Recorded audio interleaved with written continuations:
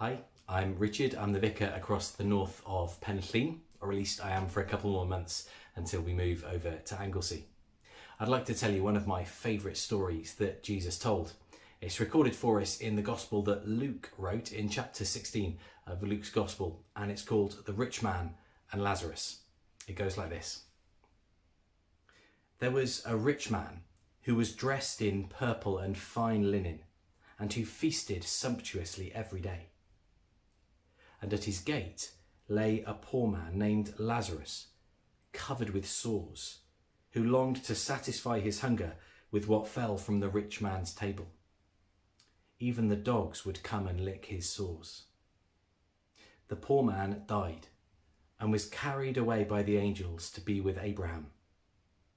The rich man also died and was buried.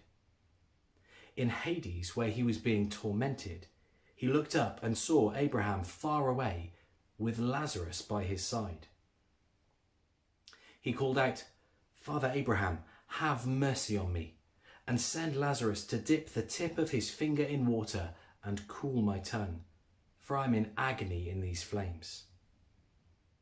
But Abraham said, "Child, remember that during your lifetime you received your good things, and Lazarus in like manner evil things. But now he is comforted here, and you are in agony. Besides all this, between you and us a great chasm has been fixed, so that those who might want to pass from here to you cannot do so, and no one can cross from there to us." He said, "Then, Father, I beg you to send him to my father's house, for I have 5 brothers, that he may warn them, so that they will not also come to this place of torment." Abraham replied, "They have Moses and the prophets. They should listen to them." He said, "No, Father Abraham, but if someone goes to them from the dead, they will repent." He said to him, "If they do not listen to Moses and the prophets, neither will they be convinced, even if someone rises from the dead." I don't love this story because it's a really easy one to read and enjoy. It's not a light, fluffy story, is it? It's really difficult, hard, and challenging.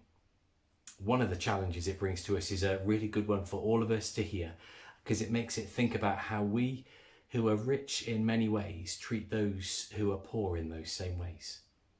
The things that we have, all that we've accumulated in our life, whether it's money or stuff or anything else that we might be rich with, how do we treat people who are poor in those ways? Because that surely reveals our heart, and it's our heart that God looks at. But I also love this story because it's got a brilliant twist in it.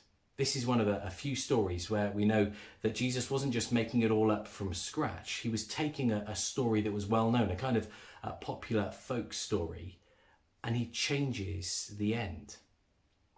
So we get to the point where the rich man down in Hades in torment looks up and sees that Lazarus, the poor man, is there being comforted, and he longs for comfort himself, and that's denied to him.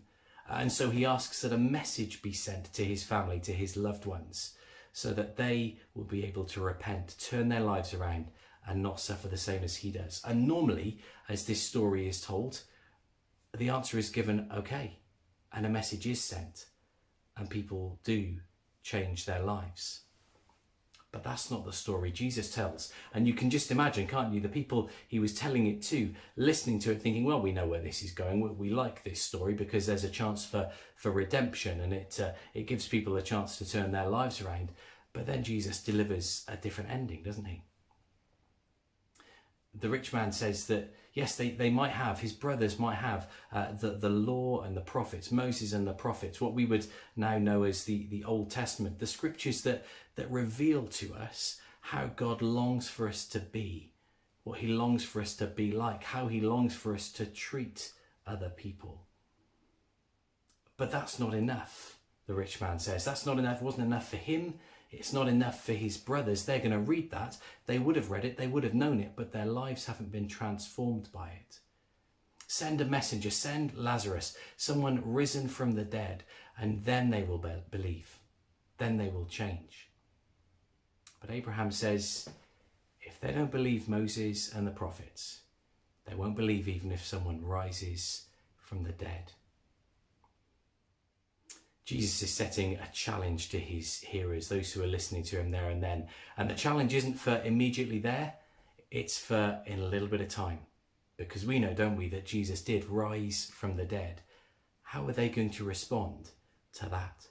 How are they going to respond to Jesus risen from the dead? Are they going to listen to him then?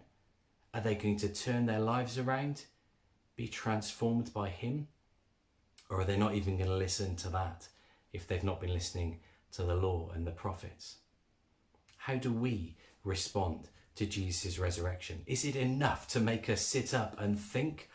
Or can we somehow remarkably hear about resurrection and just turn our back on it and ignore it as if it means nothing?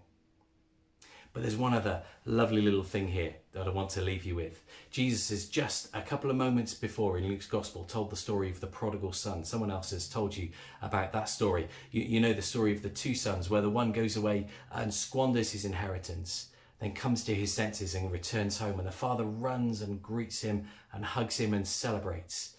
And the older brother sees this and is really disgruntled and upset. And the father says to him, you should rejoice, you should celebrate, because your brother was lost and now is found. He was dead and now is alive.